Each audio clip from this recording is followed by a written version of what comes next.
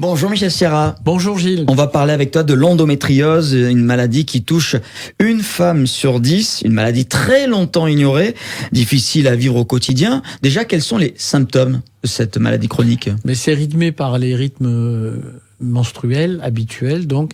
Et le problème, c'est que une femme sur 10 a une muqueuse utérine qui n'est pas dans l'utérus. Et c'est ça le problème. Et il y a un traitement pour combattre cette endométriose ?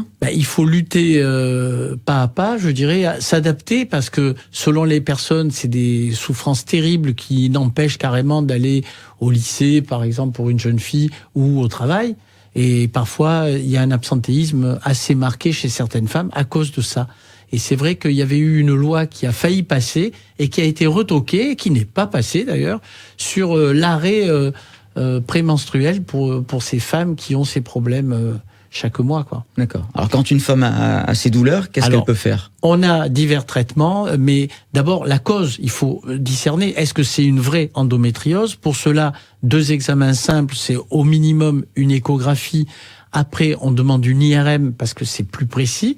On voit s'il y a une muqueuse qui pousse, par exemple, au niveau des trompes ou au niveau du péritoine, ça arrive, et ça donne des douleurs terribles, un peu l'équivalent d'une péritonite, parce que ces saignements qui se produisent au niveau utérin et qui donnent les règles peuvent se produire à l'intérieur du bas-ventre de la femme. Donc imaginez les douleurs, elles sont pliées en deux, des fois. Donc quand on en arrive là, il faut trouver une solution. La solution, c'est d'éteindre la muqueuse, soit en la cautérisant quand on peut, quand c'est à usage externe, par exemple au niveau du col utérin, c'est faisable. Soit quand c'est par voie interne, on n'a pas d'autre moyen que de donner la pilule œstroprogestative qui va faire en sorte que la muqueuse soit très fine, très petite, et parfois elle ne saigne plus pendant les règles habituelles. Il y a presque plus de saignement, et donc à l'intérieur du ventre non plus.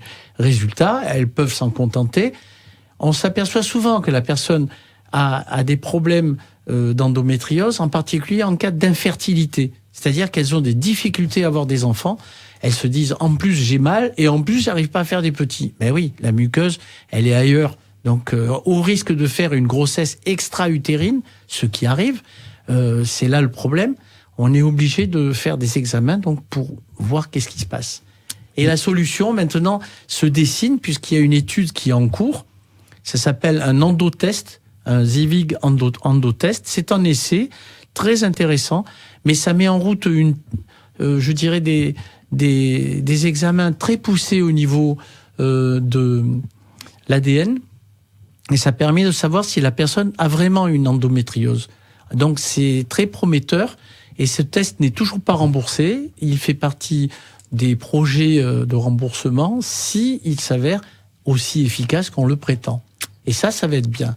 Et cette maladie touche énormément de monde, dans les statistiques. Une femme sur 10. Des travailleuses, 10% des lycéennes peuvent avoir ces problèmes. Donc moi je compatis, parce que elles viennent toutes se plaindre dans nos cabinets de ces douleurs. Heureusement que nous avons quelques solutions thérapeutiques, mais avouons que si nous on était tordus de douleur tous les 36 du mois, j'allais dire, ça vous ferait drôle. D'ailleurs, ils ont essayé de mettre des ceintures spécifiques à certains députés pour leur apprendre qu'est-ce que c'était ces douleurs pelviennes. Eh ben, je vous assure que vous avez une sacrée secousse quand ça se déclenche. Merci Michel pour cet éclairage. On te dit à très vite, à bientôt. Ok, au revoir. À la semaine prochaine.